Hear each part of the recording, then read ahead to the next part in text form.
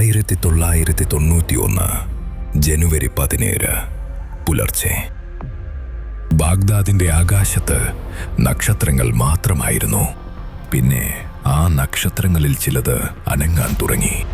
അവ നക്ഷത്രങ്ങളായിരുന്നില്ല. നൂറുകണക്കിന് വിമാനങ്ങൾ, ആയിരക്കണക്കിന് മിസൈലുകൾ. ഏതാനും മിനിറ്റുകൾക്കുള്ളിൽ ബാഗ്ദാദിന്റെ രാത്രി പകലായി മാറി. ഓപ്പറേഷൻ ഡെസേർട്ട് സ്റ്റോം ആരംഭിച്ചു. ചരിത്രത്തിൽ ആദ്യമായി ലോകമൊരു യുദ്ധം തത്സമയം കണ്ടു. കോടിക്കണക്കിന് മനുഷ്യർ സ്വന്തം വീടുകളിലിരുന്ന് ടെലിവിഷനിൽ ഒരു നഗരം കത്തുന്നത് കണ്ടു.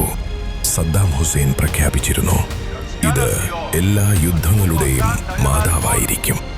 അയാൾ പറഞ്ഞത് പകുതി ശരിയായിരുന്നു. പക്ഷേ അയാൾ വിചാരിച്ച വിധത്തിലായിരുന്നില്ല. Saddam Hussein. ഭാഗം 5. Desert Storm. ഐക്യരാഷ്ട്രസഭ സദ്ദാമിന് ഒരു അവസാന തീയതി നൽകിയിരുന്നു. 1991 ജനുവരി 15. ഒടുവിൽ ആ ദിവസം വന്നു.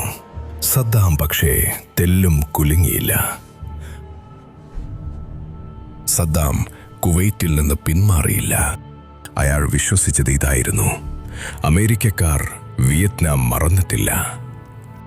ആയിരക്കണക്കിന് അമേരിക്കൻ പട്ടാളക്കാർ മരിച്ചാൽ അമേരിക്കൻ ജനത യുദ്ധം നിർത്താൻ ആവശ്യപ്പെടും. അയാളുടെ സൈന്യം 8 വർഷം ഇറാനോട് യുദ്ധം ചെയ്തവരാണ്. ലോകത്തിലെ 4ാമത്തെ വലിയ സൈന്യം. ഈ കണക്കുകൂട്ടലിൽ ഒരു തെറ്റുണ്ടായിരുന്നു. ഇറാനെതിരെ സദ്ദാം പോരാടിയത് തന്നെപ്പോലെ തന്നെ പഴയ ആയുധങ്ങളുള്ള ഒരു ശത്രുവിനോടായിരുന്നു. ഇത്തവണ അയാൾക്ക് മുന്നിലുണ്ടായിരുന്നത് ഭൂമിയിലെ ഏറ്റവും ആധുനികമായ യുദ്ധയന്ത്രമായിരുന്നു. 34 രാജ്യങ്ങൾ, 7 ലക്ഷത്തോളം സൈനികർ. അവർ 5 മാസമായി സൗദി മരുഭൂമിയിൽ കാത്തിരിക്കുകയായിരുന്നു. കാത്തിരിപ്പ് അവസാനിച്ചു. ആദ്യം ആകാശത്തു നിന്നാണ് യുദ്ധം വന്നത്. 5 ആഴ്ച നിർത്താതെ 1 ലക്ഷത്തിലധികം വ്യോമാക്രമണങ്ങൾ.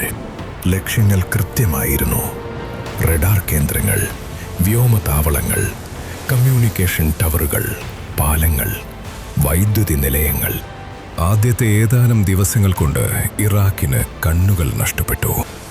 പിന്നെ ചെവികൾ. ബാഗ്ദാദ് കമാൻഡ് സെന്ററും മുൻനിരയിലുള്ള സ്വന്തം സൈനികരും തമ്മിലുള്ള സമ്പർക്കം പൂർണ്ണമായും വിച്ഛേദിക്കപ്പെട്ടു. ലോകമാദ്യമായി ഒരു പുതിയ വാക്ക് കേട്ടു: സ്മാർട്ട് ബോംബ്. ഒരു കെട്ടിടത്തിന്റെ ജനാലയിലൂടെ കൃത്യമായി കടന്നുപോകുന്ന മിസൈലുകൾ. ഇറാഖി വ്യോമസേനയ്ക്ക് ചെറുത്തു നിൽക്കാൻ കഴിഞ്ഞില്ല. അവരുടെ പൈലറ്റുമാർ ഒരു തീരുമാനമെടുത്തു. 100-ലധികം ഇറാഖ് യുദ്ധവിമാനങ്ങൾ പറന്നുയർന്നു. പക്ഷേ പോരാടാനല്ല, അവർ ഇറാനിലേക്ക് പലായനം ചെയ്തു. 8 വർഷം സദ്ദാം ഏത് രാജ്യത്തോടാണോ യുദ്ധം ചെയ്തത്, ആ രാജ്യത്തിലേക്ക്. ഇറാൻ ആ വിമാനങ്ങൾ സ്വീകരിച്ചു. പിന്നെ അവ ഒരിക്കലും തിരികെ നൽകിയില്ല. പക്ഷേ സദ്ദാം ഒരു തന്ത്രം ബാക്കി വെച്ചിരുന്നു. ഈ യുദ്ധത്തിൽ അമേരിക്കയുടെ കൂടെ നിൽക്കുന്നത് അറബ് രാജ്യങ്ങളായിരുന്നു: സൗദി അറേബ്യ, ഈജിപ്ത്, സിറിയ. ആ സഖ്യം തകർന്നാൽ യുദ്ധം അവസാനിക്കും. അത് തകർക്കാൻ ഒരു വഴിയുണ്ടായിരുന്നു. ജനുവരി 18 സദ്ദാം ഇസ്രായേലിന് നേരെ സ്കഡ് മിസൈലുകൾ അയച്ചു. ഇസ്രായേൽ ഈ യുദ്ധത്തിന്റെ ഭാഗമായിരുന്നില്ല. സദ്ദാമിന്റെ കണക്കുകൂട്ടൽ ലളിതമായിരുന്നു: ഇസ്രായേൽ തിരിച്ചടിക്കും. അപ്പോൾ ഇത് അറബികൾ വേഴ്സസ് ഇസ്രായേൽ യുദ്ധമാക്കും. അപ്പോൾ ഒരു അറബ് രാജ്യത്തിനും അമേരിക്കയുടെ കൂടെ നിൽക്കാൻ കഴിയില്ല. ടെല്ലവീവിൽ മിസൈലുകൾ വീണു. ഇസ്രായേൽ ജനത ഗ്യാസ് മാസ്കുകൾ ധരിച്ചു. ഇസ്രായേൽ തിരിച്ചടിക്കാൻ തയ്യാറായി. പക്ഷേ അമേരിക്ക ഇടപെട്ടു. അവർ ഇസ്രായേലിനോട് അഭ്യർത്ഥിച്ചു, ക്ഷമിക്കൂ, ഈ ഒരു തവണ. ഇസ്രായേൽ ക്ഷമിച്ചു. സദ്ദാമിന്റെ അവസാന തന്ത്രവും പരാജയപ്പെട്ടു. നിങ്ങളിപ്പോൾ കാണുന്നത് സദ്ദാം ഹുസൈൻ ഭാഗം 5. ഓരോ ഭാഗം കഴിയുമ്പോഴും അടുത്ത ഭാഗം കൂടിയുണ്ടായിരുന്നെങ്കിലെന്ന് തോന്നാറില്ലേ? യൂട്യൂബിൽ അവസാന ഭാഗമെത്താൻ ഇനിയും ആഴ്ചകൾ വേണം. വിഷമിക്കേണ്ട, ഇപ്പോൾ നിങ്ങൾക്ക് മുഴുവൻ സദ്ദാം സീരീസും പ്രീ ഓർഡർ ചെയ്യാം. അങ്ങനെ ചെയ്താൽ 30% ഡിസ്കൗണ്ടോട് കൂടി ഓഗസ്റ്റ് 15-ന് കഥയുടെ അവസാനം വരെ നിങ്ങൾക്കറിയാം. മുഴുവൻ കഥയും ഒരൊറ്റ ഫിലിമായി. തിക്രിതിലെ ഒരു സാധാരണ കുട്ടിയിൽ നിന്ന് ബാഗ്ദാദിലെ കഴുമരം വരെ മുറിയാതെ ഒരുമിച്ച്. യൂട്യൂബിലില്ലാത്ത ചില രംഗങ്ങളുമുണ്ട്. ഇപ്പോൾ ബുക്ക് ചെയ്യൂ. വെറും 499 രൂപ. ലിങ്ക് ഡിസ്ക്രിപ്ഷനിലും പിൻ ചെയ്ത കമന്റിലും. ഇനി കഥയിലേക്ക് തിരികെ. ഫെബ്രുവരി 24 കരയുദ്ധം ആരംഭിച്ചു. ലോകമൊരു നീണ്ട രക്തരൂഷിതമായ പോരാട്ടം പ്രതീക്ഷിച്ചു. അത് 4 ദിവസം നീണ്ടുനിന്നു. 5 ആഴ്ചത്തെ ബോംബിംഗ് ഇറാഖി സൈന്യത്തെ തകർത്തിരുന്നു. മരുഭൂമിയിലെ കിടങ്ങുകളിൽ അവർ ഭക്ഷണമില്ലാതെ, വെള്ളമില്ലാതെ, ഉത്തരവുകളില്ലാതെ കാത്തിരുന്നു. സഖ്യസേന മുന്നേറിയപ്പോൾ ആയിരക്കണക്കിന് ഇറാഖി പട്ടാളക്കാർ ആയുധം താഴെ വെച്ചു. ചിലർ കീഴടങ്ങാൻ വേണ്ടി മാത്രം കാത്തുനിൽക്കുകയായിരുന്നു. ഫെബ്രുവരി 26 സദ്ദാം പിന്മാറ്റത്തിന് ഉത്തരവിട്ടു. കുവൈത്തിൽ നിന്ന് ഇറാഖി സൈന്യം ഓടാൻ തുടങ്ങി. പിന്മാറുന്ന സൈന്യം ഒരൊറ്റ ഹൈവേയിലൂടെയാണ് പോയത്. കുവൈറ്റ് സിറ്റിയിൽ നിന്ന് ബസ്രയിലേക്ക്. ടാങ്കുകൾ, ട്രക്കുകൾ, കൊള്ളയടിച്ച കാറുകൾ, ബസ്സുകൾ, ആയിരക്കണക്കിന് വാഹനങ്ങൾ ഒരു നീണ്ട നിരയായി. സഖ്യസേനയുടെ വിമാനങ്ങൾ ആ നിരയുടെ മുന്നിലും പിന്നിലും ബോംബിട്ടു. ആ പാതയിൽ കുടുങ്ങിയവർക്ക് പോകാൻ ഒരിടവുമില്ലായിരുന്നു. മണിക്കൂറുകൾക്ക് ശേഷം ആ ഹൈവേ കത്തിക്കരിഞ്ഞ ലോഹത്തിന്റെ ഒരു നദിയായിരുന്നു. പത്രപ്രവർത്തകർ അതിനൊരു പേര് നൽകി, ഹൈവേ ഓഫ് ഡെത്ത്. ആ ചിത്രങ്ങൾ ലോകം കണ്ടു. ചിലർ ചോദിച്ചു, ഓടിപ്പോകുന്ന ഒരു സൈന്യത്തെ ഇങ്ങനെ ആക്രമിക്കേണ്ടതുണ്ടായിരുന്നോ? ആ ചോദ്യം ഇന്നും ചർച്ച ചെയ്യപ്പെടുന്നു. പക്ഷേ പിന്മാറുന്നതിന് മുൻപ് സദ്ദാം ഒരു അവസാന ഉത്തരവ് നൽകിയിരുന്നു. കുവൈറ്റ് നമുക്ക് കിട്ടിയില്ലെങ്കിൽ ആർക്കും കിട്ടരുത്. ഇറാഖി സൈന്യം കുവൈത്തിലെ എണ്ണക്കിണറുകൾക്ക് തീയിട്ടു. 700ഓളം കിണറുകൾ. ആ തീ മാസങ്ങളോളം കത്തി. പകൽ സമയത്ത് പോലും കുവൈത്തിന്റെ ആകാശം ഇരുട്ടായിരുന്നു. കറുത്ത പുക സൂര്യനെ മറച്ചു. മരുഭൂമിയിൽ കറുത്ത മഴ പെയ്തു. ആ പുക ഇന്ത്യ വരെ എത്തിയെന്ന് ചില പഠനങ്ങൾ പറയുന്നു. കുവൈറ്റ് സ്വതന്ത്രമായി. പക്ഷേ സ്വതന്ത്രമായ കുവൈറ്റ് കത്തുകയായിരുന്നു. ഫെബ്രുവരി 28 അമേരിക്ക യുദ്ധം നിർത്തി. സഖ്യസേന ഇറാഖിനുള്ളിലായിരുന്നു. ബാഗ്ദാദിലേക്കുള്ള വഴി തുറന്നുകിടന്നു. അവർ പോയില്ല. എന്തുകൊണ്ട്? ഐക്യരാഷ്ട്രസഭ നൽകിയ അധികാരം കുവൈറ്റിനെ മോചിപ്പിക്കാൻ മാത്രമായിരുന്നു, സദ്ദാമിനെ പുറത്താക്കാനല്ല. പിന്നെ ഒരു ഭയവുമുണ്ടായിരുന്നു. സദ്ദാം വീണാൽ ഇറാഖ് 3 പിളരും. തെക്ക് ഷിയകൾ, വടക്ക് കുർദുകൾ, നടുവിൽ സുന്നികൾ. അപ്പോൾ ഈ മേഖലയിലെ ഏറ്റവും വലിയ ശക്തി ആരാകും? ഇറാൻ. അതുകൊണ്ട് അമേരിക്ക ഒരു തീരുമാനമെടുത്തു. സദ്ദാമിനെ ദുർബലനാക്കുക, പക്ഷേ ഇല്ലാതാക്കരുത്. ആ തീരുമാനം ഇറാഖിലെ ലക്ഷക്കണക്കിന് മനുഷ്യർക്ക് ഭീകരമായ വില നൽകേണ്ടി വന്നു. യുദ്ധത്തിനിടയിൽ അമേരിക്ക ഇറാഖി ജനതയോട് ഒരു ആഹ്വാനം നടത്തിയിരുന്നു. സദ്ദാമിനെതിരെ ഇനി യുദ്ധം ചെയ്യേണ്ടത് നിങ്ങളാണ്. ഇറാഖി ജനത അത് കേട്ടു. അവർ വിശ്വസിച്ചു. 1991 മാർച്ച് തെക്ക് ഷിയകൾ കലാപം ചെയ്തു. വടക്ക് കുർദുകൾ കലാപം ചെയ്തു. ഏതാനും ആഴ്ചകൾക്കുള്ളിൽ ഇറാഖിലെ 18 പ്രവിശ്യകളിൽ 14 സദ്ദാമിന്റെ നിയന്ത്രണത്തിൽ നിന്ന് പുറത്തായി. അയാളുടെ ഭരണം ഏതാനും ദിവസങ്ങൾ മാത്രം ബാക്കിയെന്ന് തോന്നി. പിന്നെ അവർ കാത്തിരുന്നു അമേരിക്കയുടെ സഹായത്തിനായി. ആ സഹായം വന്നില്ല. സഖ്യസേന ഇറാഖിനുള്ളിൽ തന്നെ ഉണ്ടായിരുന്നു. അവർ നോക്കി നിന്നു. സദ്ദാമിന് അപ്പോഴും ഹെലികോപ്റ്ററുകൾ ഉപയോഗിക്കാൻ അനുവാദമുണ്ടായിരുന്നു.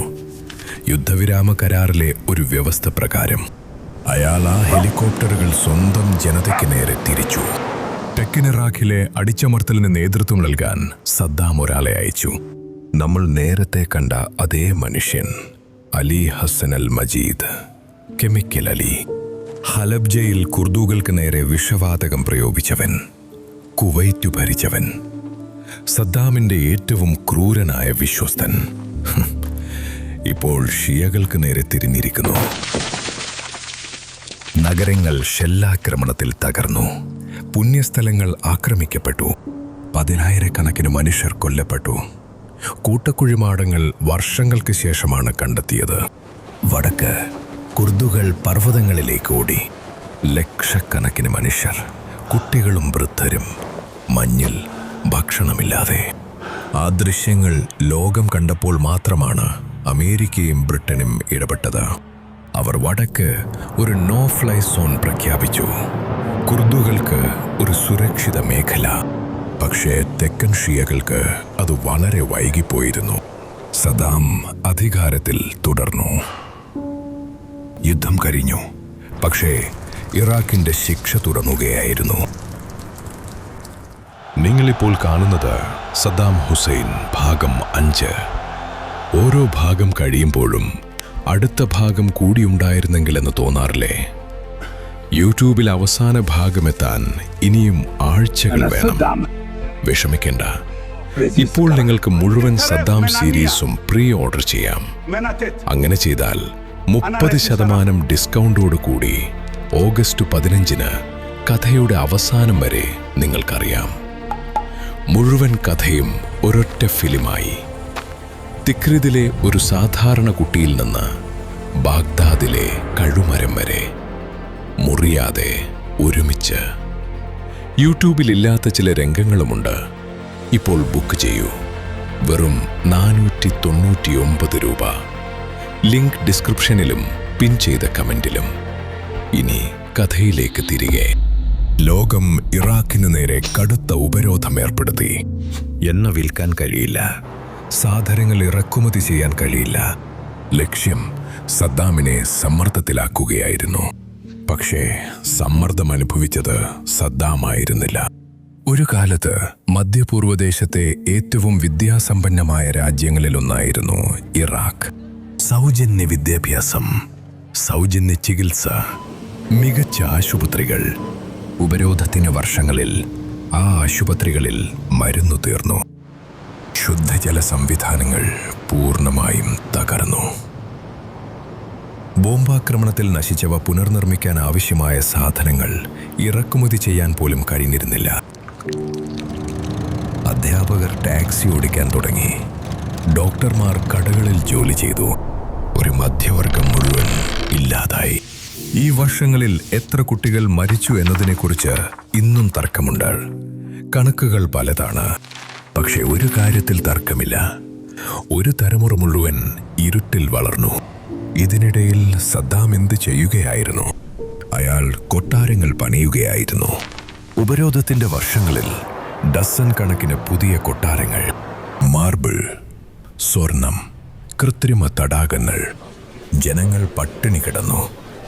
ഭരണാധികാരി കൊട്ടാരങ്ങൾ പണിതു. പക്ഷെ സദ്ദാം ഒരു കാര്യം മനസ്സിലാക്കി. ഭയം കൊണ്ട് മാത്രം ഇനി ഭരിക്കാൻ കഴിയില്ല. അയാളുടെ സൈന്യവും സമ്പദ് വ്യവസ്ഥയും പൂർണ്ണമായി തകർന്നു കഴിഞ്ഞിരുന്നു. ജനങ്ങൾ ഇപ്പോൾ അയാൾക്കെതിരെ തെരുവിലിറങ്ങിക്കഴിഞ്ഞിരുന്നു. അയാൾക്ക് പുതിയ എന്തെങ്കിലും വേണമായിരുന്നു. സദ്ദാമിന്റെ ബാത്ത് പാർട്ടി എന്നും ഒരു മതേതര പാർട്ടിയായിരുന്നു. അറബ് ദേശീയത, ആധുനികത, മതം ഭരണത്തിൽ നിന്ന് അകലെ. ഇപ്പോൾ അതെല്ലാം മാറി. 1991-ൽ ഇറാഖിന്റെ പതാകയിൽ അയാൾ ഒരു വാചകം എഴുതി ചേർത്തു: അല്ലാഹു അക്ബർ. പറയപ്പെടുന്നത് ആ അക്ഷരങ്ങൾ സദ്ദാമിന്റെ സ്വന്തം കൈപ്പടയിലായിരുന്നു എന്നാണ്. 1993-ൽ അയാൾ രാജ്യത്ത് ശക്തമായൊരു ഇസ്ലാമിക വൽക്കരണ യജ്ഞത്തിന് തുടക്കം കുറിച്ചു. പുതിയ പള്ളികൾ പണിതു, ഖുർആൻ പഠനം നിർബന്ധമാക്കി, മദ്യം നിരോധിച്ചു. ടെലിവിഷനിൽ സദ്ദാം പ്രാർത്ഥിക്കുന്ന ദൃശ്യങ്ങൾ വന്നു.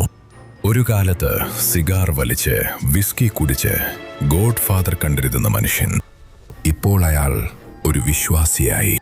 ഇത് ശരിക്കുള്ള മാറ്റമായിരുന്നോ അതോ അതിജീവനത്തിനുള്ള ഒരു തന്ത്രമായിരുന്നോ? ചരിത്രകാരന്മാർ ഇന്നും അത് ചർച്ച ചെയ്യുന്നു. പക്ഷെ ഒരു കാര്യം വ്യക്തമായിരുന്നു: സദ്ദാം ഹുസൈൻ അതിജീവിക്കാൻ എന്തും ചെയ്യും. അയാൾ ലോകത്തിലെ ഏറ്റവും ശക്തമായ സൈന്യത്തെ അതിജീവിച്ചു. അയാൾ സ്വന്തം ജനതയുടെ കലാപത്തെ അതിജീവിച്ചു. അയാൾ 10 വർഷത്തെ ഉപരോധത്തെ അതിജീവിച്ചു. പക്ഷേ ഒരു ഭീഷണി ബാക്കിയുണ്ടായിരുന്നു. അത് പുറത്തുനിന്നായിരുന്നില്ല.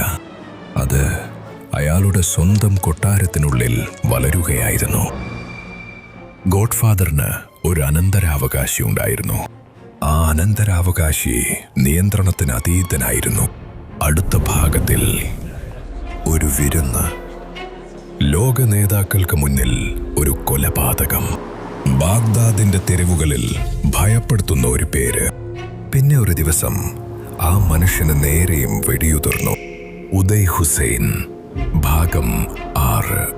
അടുത്ത ഞായറാഴ്ച രാത്രി 7:30. സബ്സ്ക്രൈബ് ചെയ്യൂ. റിഷ് സ്റ്റോറീസ്.